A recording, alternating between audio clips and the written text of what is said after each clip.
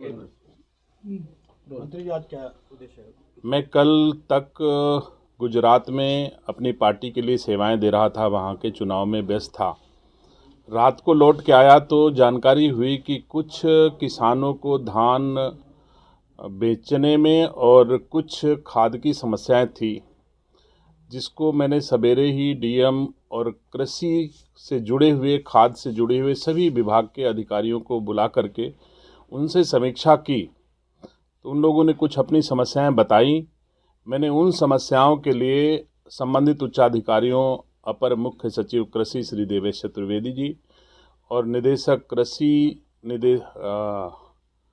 प्रमुख सचिव सहकारिता, इन सब से बात करके इस समस्या के निदान का हर संभव मैंने प्रयास किया, जिसके क्रम में आज गुजरात पोर्ट से एक रैक चल चुकी है यहाँ के लिए डीएपी की, और 1 महीने के लिए यूरिया खाद यहाँ पर स्टॉक थी।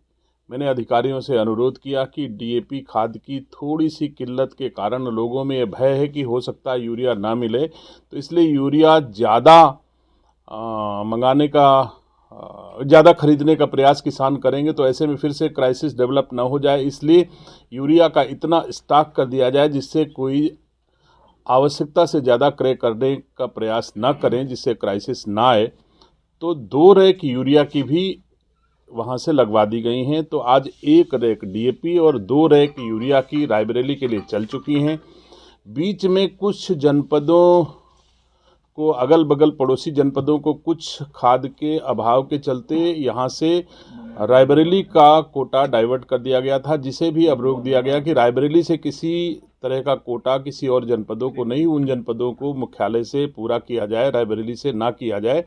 ऐसे में मैं समझता हूँ कि आज के बाद से कोई यूरिया और डीएपी की कोई समस्या नहीं है। वैसे उत्तर प्रदेश सरकार की ओर से किसी दशा में खाद की कोई कमी नहीं है, बस थोड़ा सा सावधान रहने की ज़रूरत है कि क्राइसिस की चर्चा राजनीतिक विरोधों के कारण लोगों ने कर दी ज़्यादा, और जिसके चलते किसानों ने ये सोचा कि हो सकता है डीएपी न मिले, हो सकता है यूरिया न मिले, और इसके चलते उन्होंने जहां 1 बोरी की आवश्यकता थी वहां 2 बोरी खरीदना उचित समझा, और ज़्यादा से ज़्यादा लोग खाद के लिए दौड़ने लगे। इसके चलते जो है थोड़ी बहुत किसानों को रायबरेली की समस्या उठानी पड़ी। मैं क्षमा चाहता हूं रायबरेली जनपद के किसानों से अगर उनको थोड़ी बहुत असुविधा का सामना करना पड़ा है, लेकिन उत्तर प्रदेश सरकार उनके लिए जनपद के किसानों से अगर उनको थोड़ी बहुत असुविधा का सामना करना पड़ा है, लेकिन उत्तर प्रदेश सरकार उनकी सेवा में कोई कमी नहीं छोड़ेगी, कोई चूक नहीं करेगी। किसी दशा में ना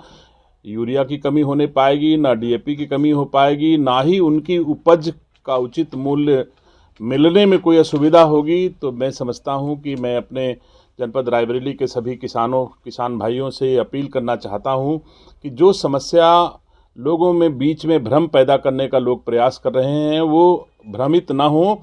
उत्तर प्रदेश सरकार पूरी तरह से मुस्तैद है आपकी सेवा के लिए। कोई कमी न तो डीएपी की है अब, ना कोई कमी यूरिया की है, और ना ही किसी क्रय केंद्र पर कोई असुविधा है। पिछली बार 82 क्रय केंद्र खोले गए थे, इस बार भी 80 क्रय केंद्र ही संचालित हैं। 2 क्रय केंद्र किन्हीं असुविधा के कारण नहीं खुल सके हैं, वो कोई ऐसा विषय नहीं है। अगल बगल के क्रय केंद्रों से वहाँ की उपज का क्रय किए जाने का प्रशासनिक तौर पर सुनिश्चित किया गया है। तो मैं समझता हूँ रायबरेली जनपद के अधिकारियों सहित प्रदेश के सभी अधिकारियों से रायबरेली की किसानों की समस्याओं चुस्त दुरुस्त रखने के लिए आज